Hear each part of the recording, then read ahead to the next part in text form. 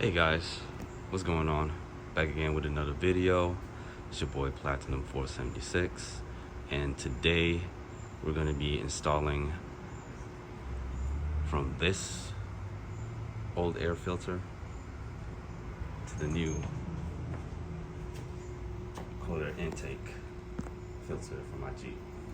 So I decided to go with K&N.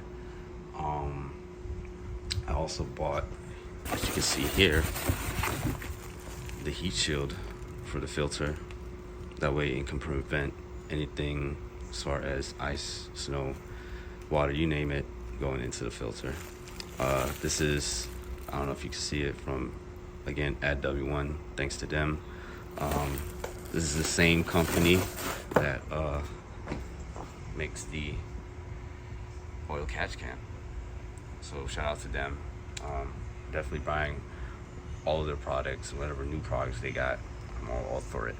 So without further ado, let's get this thing started.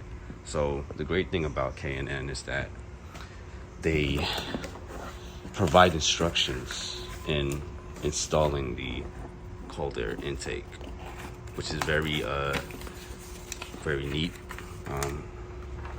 Kudos to them.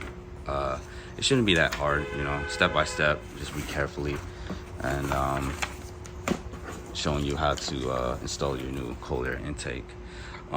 Before we do that, it does say, first thing and foremost, around this area here, step one, you have to disconnect the negative terminal from the battery in order to continue starting or installing the cold air intake.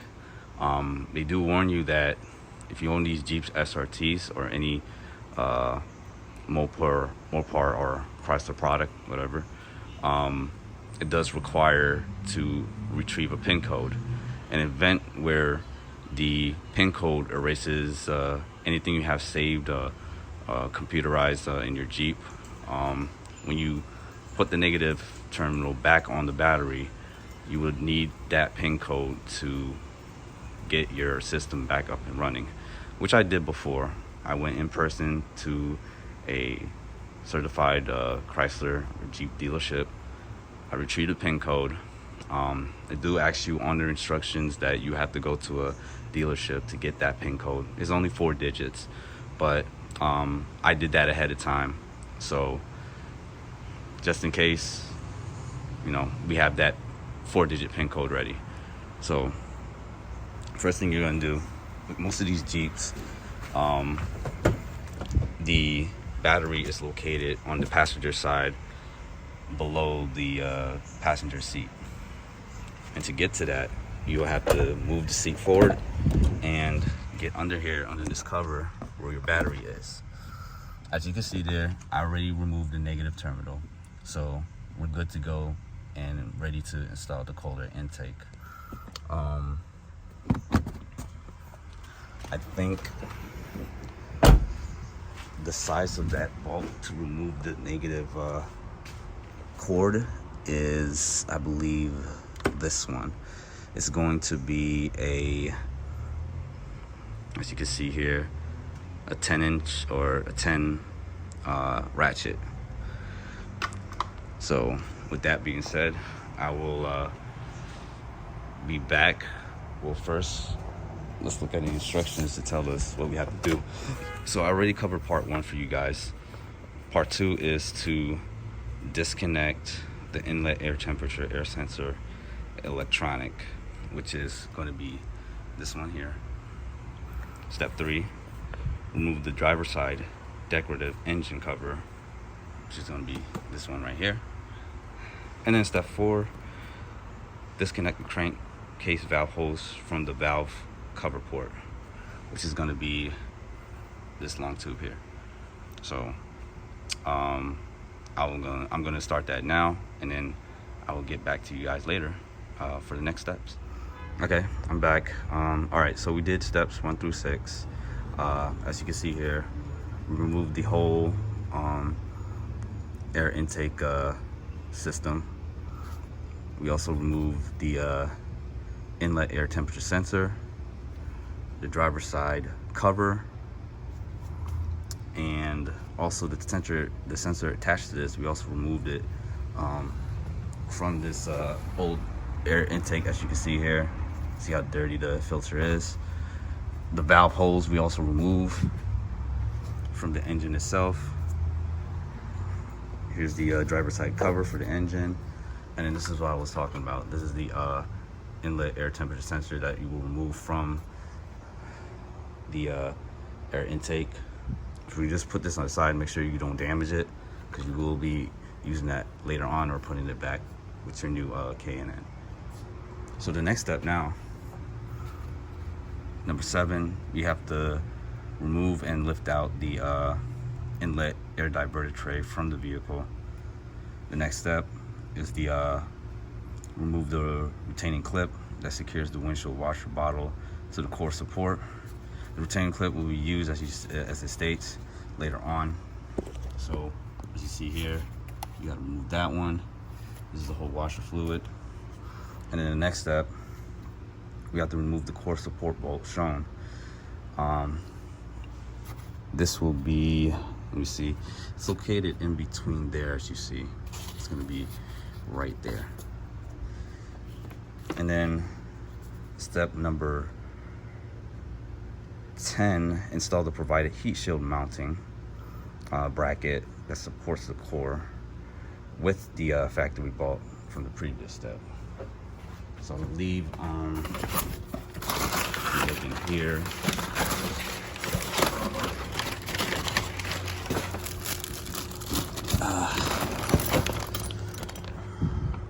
The bracket should be in here somewhere in this bag, but as soon as I get back and do the next steps, I'll show you how it looks.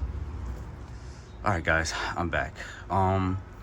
This took a while to get out. So it was a tray here for the intake piece.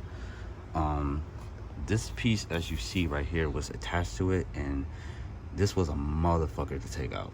So I would have to use one of these pliers to pry it from this hole here that's attached to it, because there's a wiring. So you don't want to yank it with the wire and then now there's electronic difficulties, or either damage the wire. So you don't want that to happen. So you have to take the pliers and remove this ugly ass little thing right here from it. So we did steps 7 through 10. The next step is to take this secure windshield washer bottle to the core and support it with the factory retaining clip, as you see, number 8. Next, we're going to take our new cooler intake shield and install it to the adapter into the shield and secure it with the provided hardware. Next, you have to install the edge trim onto the heat shield shown, and we have to cut some trim if necessary. And then 14, we're going to remove the factory mounting grommets from the air filter housing as shown, and then install it to the new one, as you see here in 15. So I'll get back to you on that again, and then we're going to do that right now. Okay, so here's our mounting bracket here for the heat shield. We're going to take the factory bolt, and then we're going to stick it through the big hole here, and then this end is going to attach to the heat shield. You get a screw, stick it to the smaller hole here, and that's going to be resting where the factory, as you see here, bolt, which is this one, it's going to be resting here, and then we're going to take the factory retaining clip and clip it back on here. So I'm going to do that right now. All right, guys, so back, next step here, we already installed the bracket right on to the existing OEM screw. We haven't installed the washer yet, but we're gonna do that right after I tell you the next step. But after installing the plastic washer from the Jeep itself, the next step here, you're gonna take the heat shield and you're gonna install the filter adapter into the heat shield. It's secured with a provided hardware. So here's the adapter. It's going to secure right inside. Just go outward towards the engine, and then you have your 2 screws as you see here. After that, you're going to put the edging trim, which I already did. These are bendable, so you're gonna have to pry these open first, and then after you pry it open, you're gonna secure it back by squeezing it and then putting it right on the edge of your heat shield, as you see here. So once you get that one done, the next step, you're gonna take your grommet, which is the factory grommet, which we pulled out from the old here, as you see. And then you can take one of these, and then you're gonna install it right at the very bottom where it's gonna be resting. But before we continue that, I wanna show you guys, this is why it's very important to have this. I'm so glad that K&N provided instructions to install this, because without it, I don't know where I would start. But you have these screws here, your hardware. You gotta find which screws, which they show on the very first page on where it is installed at. So install it to the heat shield with the which is the, what's this again? Q is the adapter, right? So you're gonna need these type of screws. So you get 2 of these sets. So you're gonna get the washer, the secondary, and then the screw itself. So it's all 4 parts together to screw in the adapter, which you see on each side, of the holes. So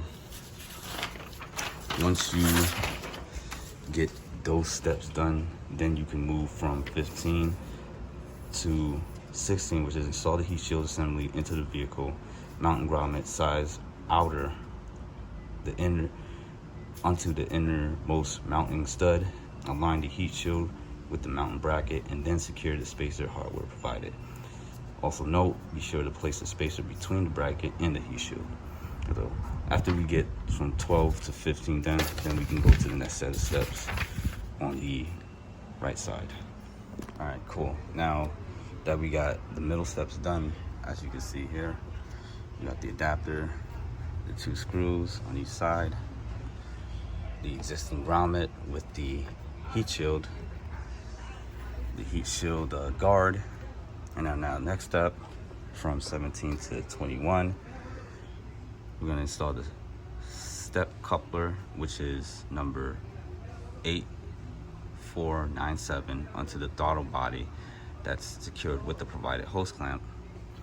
And then the next step, 18, inside the provided coupler, which is 8418, onto the filter adapter secured to the provided hose clamp. Remove the inlet like we did earlier, which was the air temperature adapter, the sensor for the factory intake tube, and then you're going to install it to the new provided grommet into the K&N intake tube. Remove the O-ring from the inlet air temperature sensor, and then install the sensor onto the grommet. And then 21, install the K&N tube into the hump coupler, onto the straight coupler, adjust the intake tube for the best fit, and then secure it before the provided hose clamp. So again, we're going to go back to the very first page where it shows you what connects what, as you see here, which is these 2 and then the secondary one.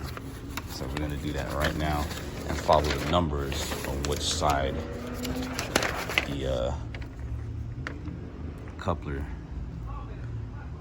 goes to. All right, so far we've installed those 2 couplers, as you see here, one for the throttle body and the other one for the heat shield, and we went by the numbers that are on these couplers to best fit each side.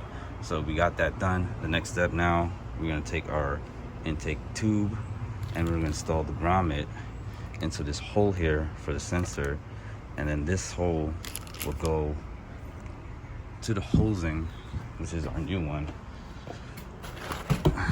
as you see here, we might have to trim it to, you know, minimize the length. But after we get that done, from steps 17 to 21, let me turn the page here.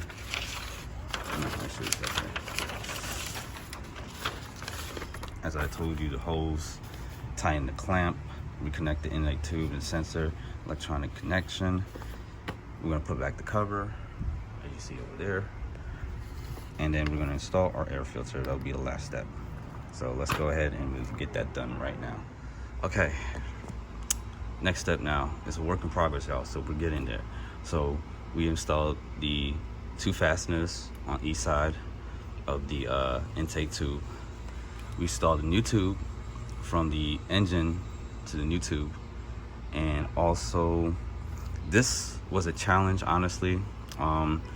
It's a lot of shimmying, but I had to think outside the box, so I had to remove this intake coupler from the shield, and then I put on the whatchamacallit, what's this called again?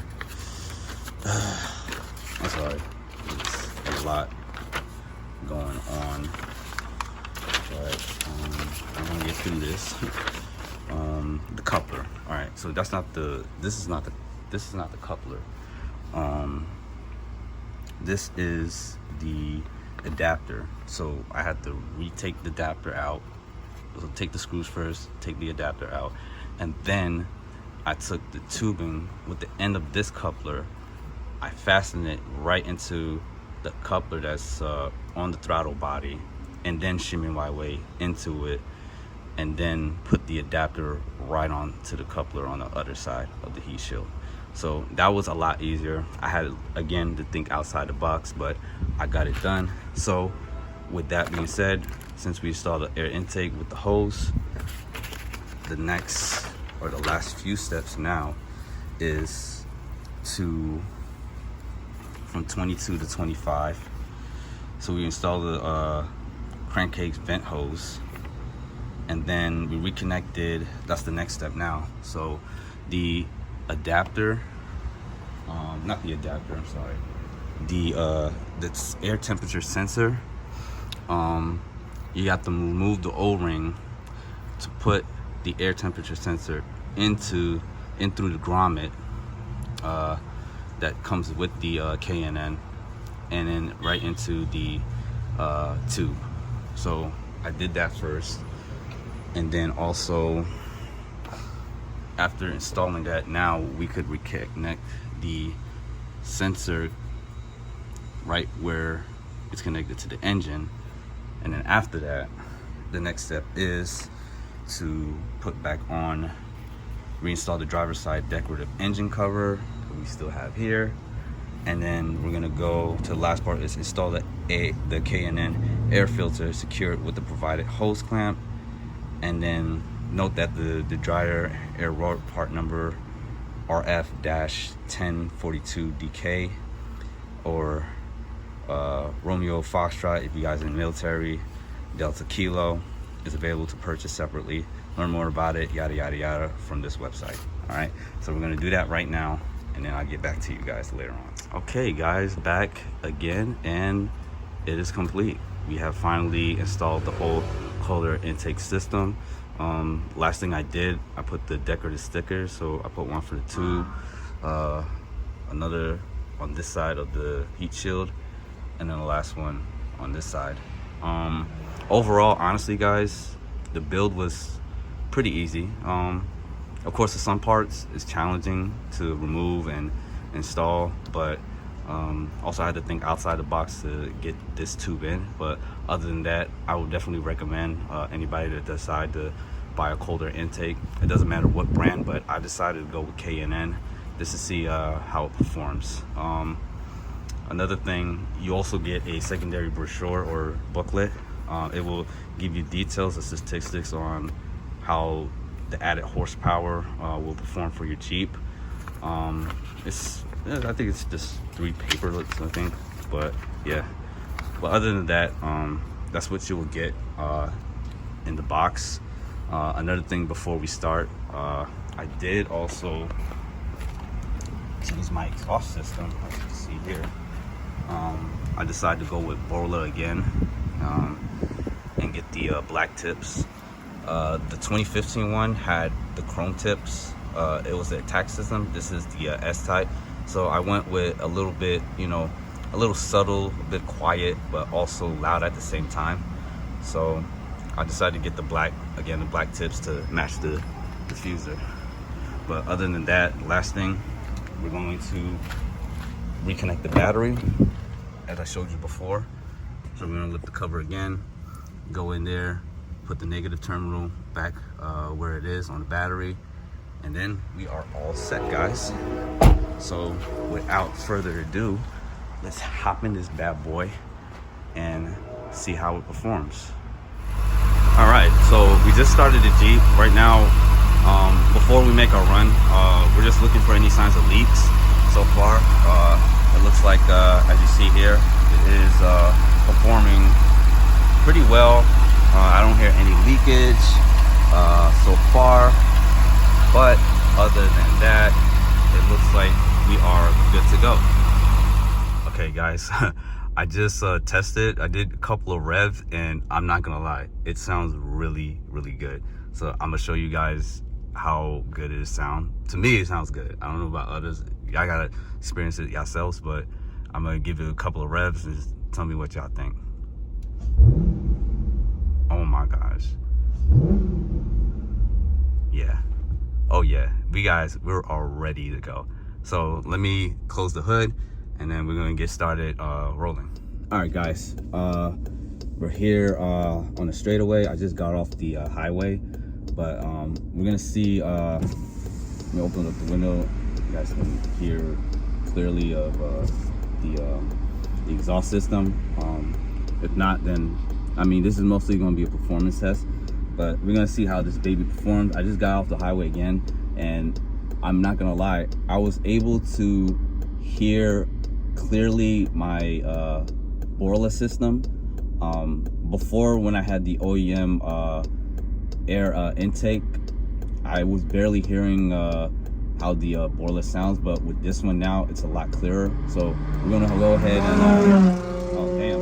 Okay, anyway, we go ahead and start. Let me shut the hell up. I have it on sport mode, so here we go. Oh, here we go. We're gonna do a fast pull.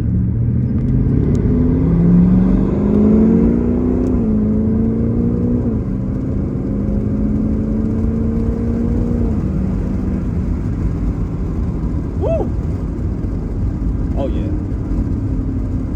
Yeah. I'm loving this. I'm really loving this. Really, really good. This is what it just did on the highway. So even on the straightaway, it's fucking amazing. So pull over, and yeah, that's pretty much it, guys. As you see there, I love it. I can't complain. This is something that I really wanted for this exhaust system. It really performed and outdid as it should.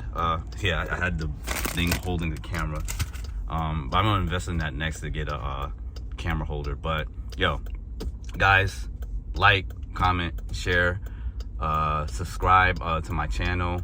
If you like these videos I'm ditching out. I want to also thank you guys for checking out all my videos and being with me in this journey.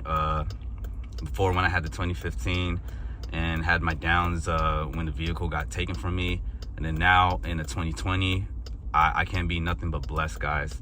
I had to thank God, family, friends, everybody that supported me.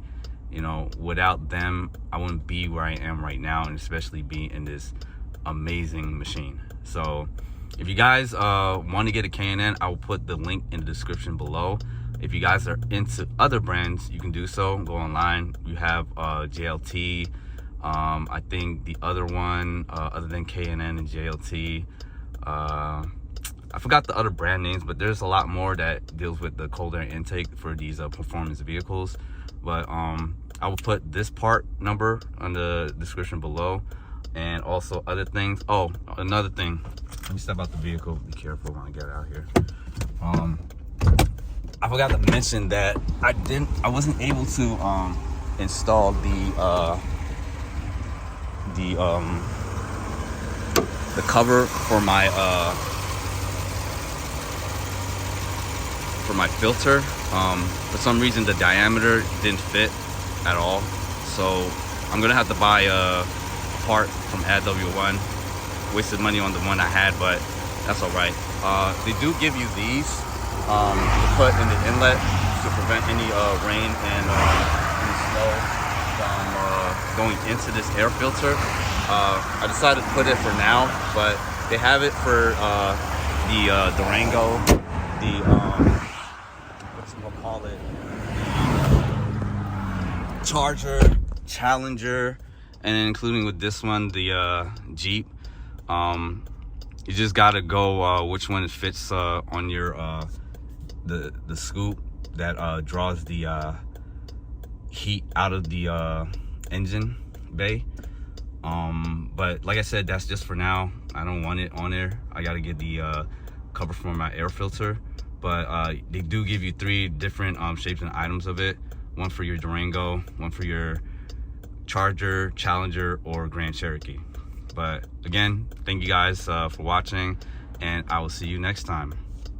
Peace. All right guys, so we finally got the actual size for the heat shield on the air filter. So next thing I'm gonna do, I'm gonna install it, see how it looks basically, and we'll just go from there.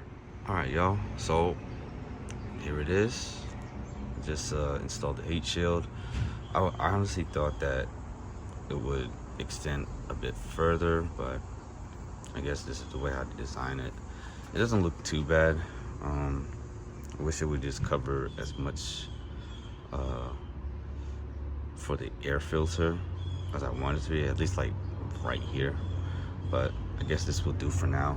I mean, the K&N doesn't, perform that bad. There's other things on the Jeep that I have to look into, have my mechanic check out, as far as the wheel system, the ball bearings, etc.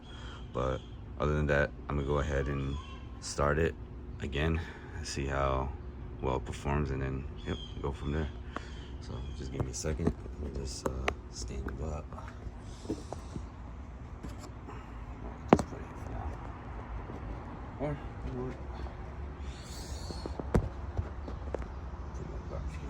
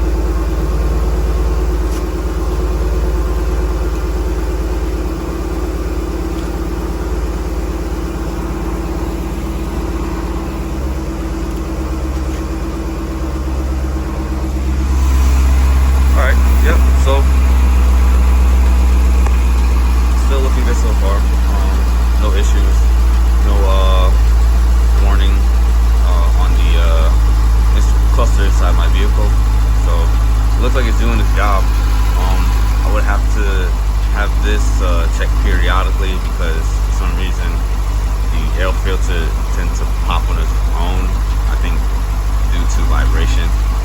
So I'll make sure that it's snug tight. I wish they designed it a lot better as far as having the filter not pop out of place, or fixated more snugly on the adapter there. But other than that, I haven't had much issues so far. Again, guys, comment, like, subscribe. Tell me what you guys think. And yeah, you guys enjoy the day. Thanks for watching my videos, y'all.